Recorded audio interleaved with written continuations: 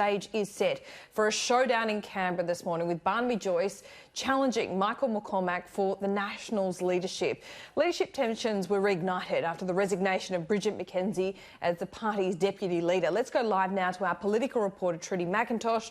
Trudy, Barnaby Joyce certainly has a reasonable chance of taking back the leadership, almost exactly 2 years since he lost it, but it is a very tight contest. This morning, I'm told there are only a couple of votes in it. Yeah, it certainly will be a pretty remarkable comeback if Barnaby Joyce is able to secure the top job in the National Party. We know he's been agitating since early yesterday, making it very public yesterday that if there is a spill moved in the party room that he would be challenging Michael McCormack for the leadership. Then we heard late last night from Lou O'Brien saying that he would be willing to move a spill motion when this party room meeting is held this morning in just a couple of hours from now. And then we heard from Barnaby Joyce making it very clear, speaking to Sky News yesterday, that he will be challenging for the leadership. He believes that he is the best person to lead this party going forward. I've informed Mr McCormack that I'll be standing against him. Really, that's up for the colleagues. You can't just sit back and say, you know, I wish things were better. Lou O'Brien, is he the one who'll move it? Look, they'll be moved and seconded.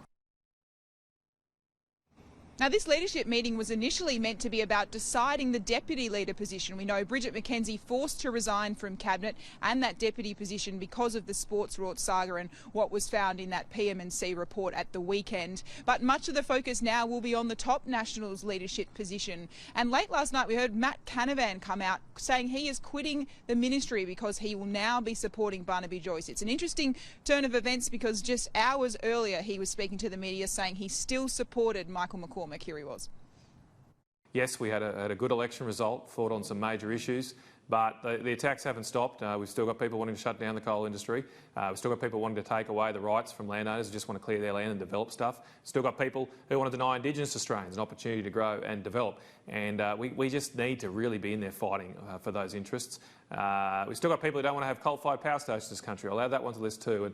And I think those interests and the people we serve will be best served by Barnaby as leader. That's the judgment I've come to. It is a judgment call.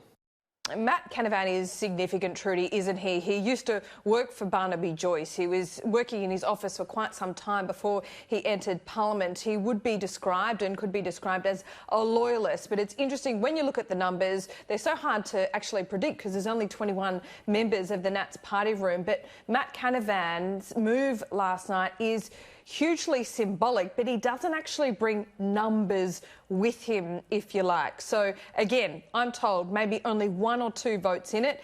This morning, my late mail is that Michael McCormack may just have the edge.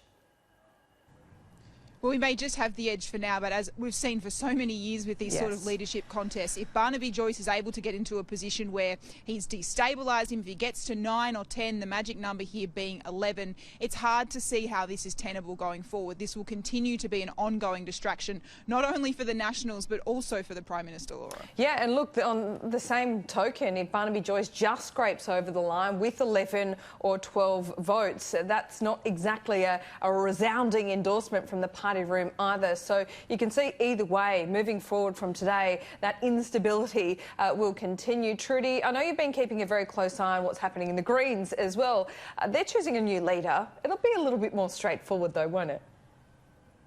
Yes, there's not as many numbers being counted. It's also a smaller party room. There's only 10 Greens here in the federal parliament. It does look like it's been stitched up here for Adam Bandt. He's believed the only Greens MP in the lower house. He looks like he will be leading the Greens party after they held a meeting today. It's worth noting, though, that there has been some disquiet within the party about the way this has been handled. Marine Faruqi, who's a New South Wales senator for the Greens, she's publicly said that she believes that the grassroots membership of the party should have a greater say in terms of the determination of the leader. We know that's something the Greens had been looking to move towards later in the year, but given this is going to be decided today, I think it's a bit too late for the grassroots to have any involvement. But sometimes these things throw up a few surprises. We could have other people with their hand up in this meeting, but it looks like the smart money will be on Adam Bandt this morning. And Trudy, thank you.